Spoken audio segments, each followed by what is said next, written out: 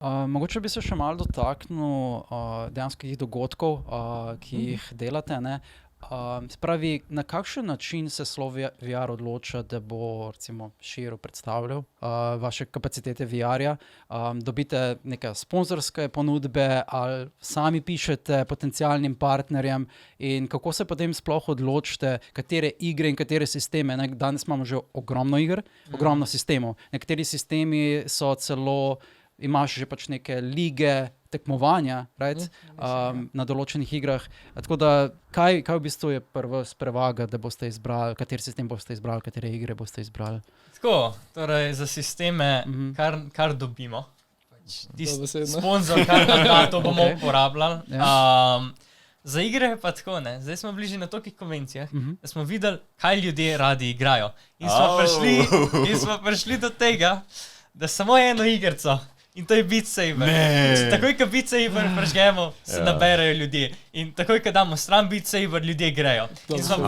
In zdaj pač nimam, zelo radi bi še kaj pokazali, ne, ker pač toliko stvari je, toliko cool stvari, ampak ljudje so videli Beat Saber na TikToku, na social media, vse to, in samo to poznajo. In takoj, ko to vidijo, so to je pa jaz bi to probal, ne. Ampak takoj, ko je pa nekaj drugega, to pa še nisem videl, ne vem, če bi probal. Čeprav je pa tako, ne, da vsak brskakšen zelo rad proba, ne, ampak je pa to tista zadeva, ki se najbolj dogaja, plus za nas je v bistvu to najbolj preprost predstavljati. Mi damo, se pravi, tukaj imate nabor skladb, lahko omejimo na 3 minute, ena runda odigra, zamenjamo naslednjo.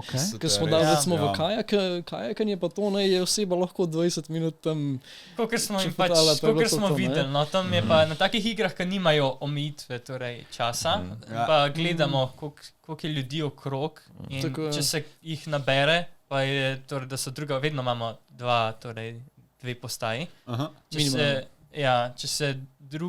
Če gre počasi, pol, naprimer, na prvi, ki ni omejitve, rečemo, če lahko grejo, naprimer, dol. To je zelo težko drugače reči. To mora biti res tisto, gospod, lahko prosim nekaj. Zelo težko, Je mogoče Beat Saber glih zaradi tega bolj popularen, ker predstavlja pač neko igro, za katero ne rabiš nobene predhodnega znanja, dobesedno rabiš pač vedeti, da imaš dve roki.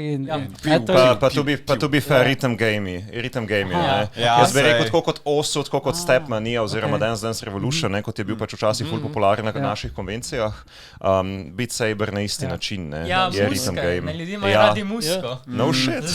Mogoče smo prvič zvočnik imeli še končen, tako da smo lahko blestan musko zgoraj. So lahko še drugi zraven plesali, razen tistega, ki je Mofokon je bil predvsem Beat Saber.